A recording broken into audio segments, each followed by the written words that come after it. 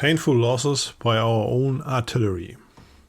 It's cold, terrible cold, and it's hard to imagine that it could get worse. The wind whistles around one's ear, and one can be happy to have shelter and a warm fire in the stove at night. It's only bad once again when one has to get out of the shack and wrap up in thick layers of winter clothing. Then 2 hours on watch and back into the warm shelter. That means shivering, sweating, shivering, sweating. This can't be good. At least we are not lying in the front line ditch like the infantry soldiers. They have row after row of losses due to frostbite. But someday even the winter will be over.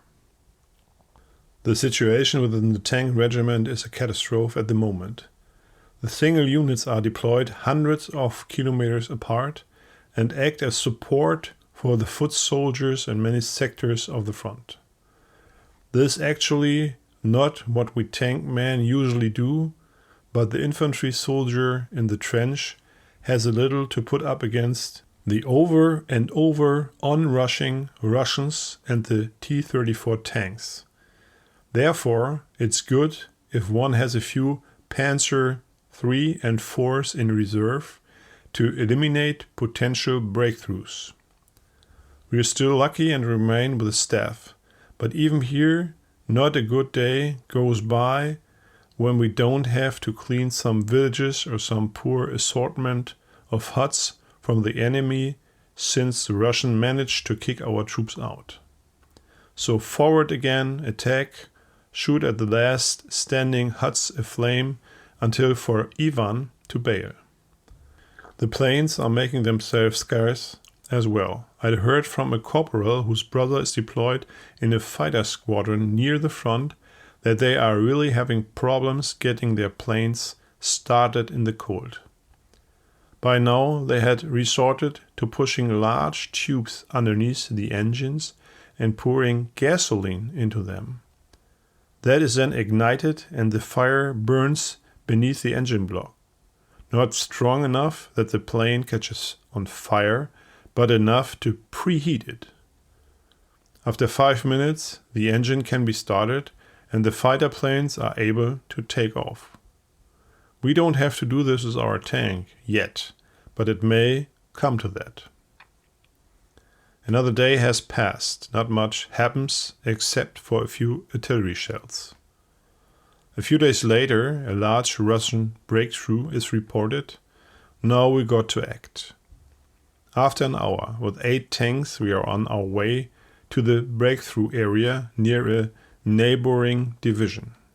There, the Russians have dug themselves in some rough terrain and are trying to bring more troops to the front.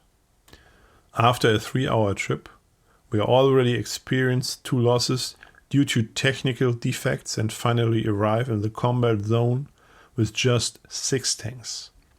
We split up to Panzer III and we with our Panzer IV are to approach the southern flank.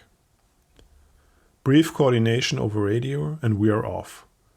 We are to attack and create considerable ruckus in order for the other tanks to approach without being discovered.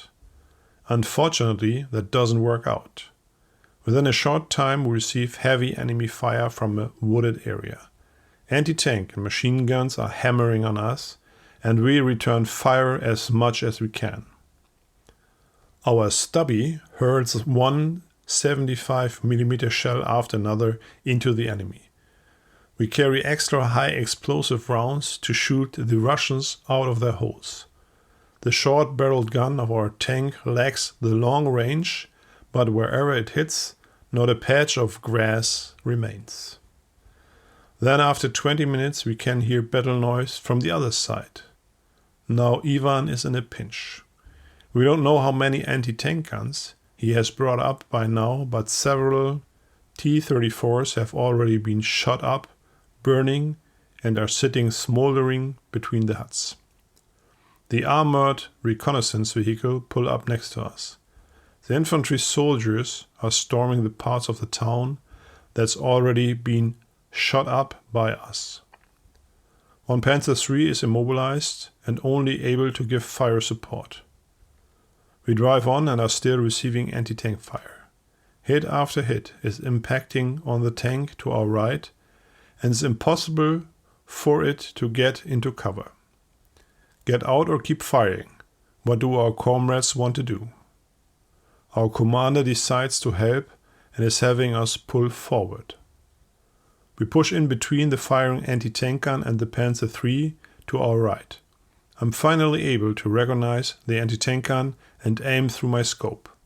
2 rounds and the anti-tank gun falls silent. The radio operator rips one more belt of machine gun ammo through. Nothing else is steering. We jump out of the tank and hook up the disabled tank in order to tow it out of the danger zone.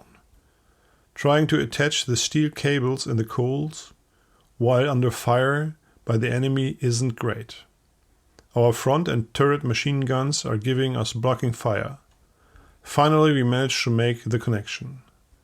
Now back into our tank and off we go.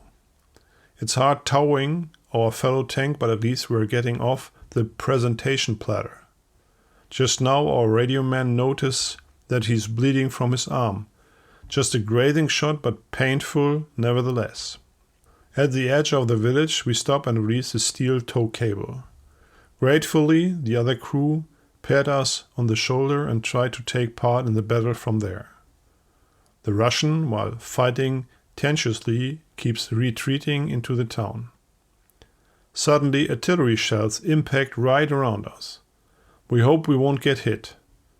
Then we hear over the radio it's our own arty who's spitting on the top of our heads. The shelling was supposed to be 500 meters behind the village to break up the Russians' retreat. Well, that didn't work out. One of our armored reconnaissance vehicles receives a direct hit and explodes in a fireball. Fortunately, most of the soldiers had already dismounted and therefore our losses are limited.